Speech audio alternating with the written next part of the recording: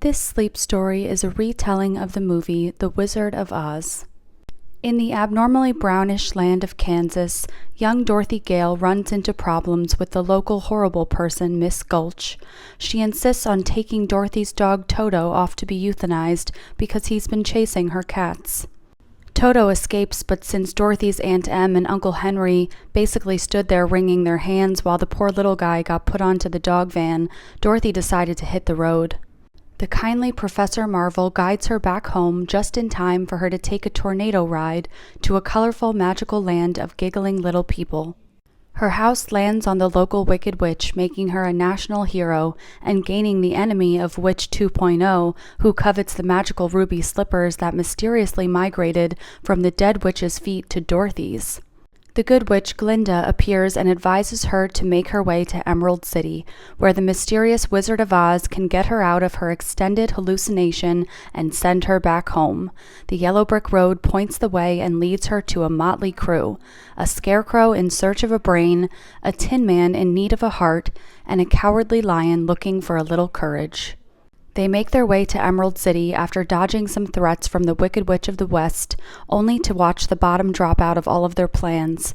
A very scary wizard demands the witch's broomstick in payment, sending them off to the deep dark woods and a passing of flying monkey minions ready to rumble. Dorothy gets dragged back to the witch's castle with her friends in hot pursuit. They save her just before the sand runs out, literally, but the witch corners them and prepares an uncomfortably ironic demise for each one. Dorothy responds by throwing a bucket of water on her, though actually she's just trying to save the scarecrow after the witch set him on fire, but the villainess's secret weakness is revealed. The witch's henchmen were overjoyed, and a joyous rendition of Ding Dong the Witch is Dead was sang. They take the broomstick back to the wizard, who gives them a hard time instead of granting them their heart's desires. They get pretty angry at him, and Toto knocks the whole apple cart over by pulling away a nearby curtain to reveal a nervous little man running a giant wizard apparatus. As it turns out, he's the wizard, a huckster with no powers and abilities, surviving on his ability to put on a great show and nothing else. After a few half-hearted apologies about sending them off to their deaths, he produces a series of objects designed to make the gang feel better: a diploma for the scarecrow, a heart-shaped watch for the Tin Man, and a medal of valor for the lion.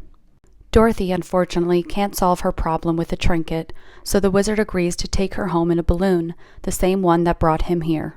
Sadly, Toto's cat-chasing habit gets the better of him, and Dorothy gets out to chase him. By the time she gets him, the balloon has broken loose and goes flying off into the sky without her. All seems lost until the appearance of Glinda, who reveals the magic shoes can take Dorothy home whenever she likes. She says a tearful goodbye, and then returns home to find friends and family waiting for her. There's no place like home.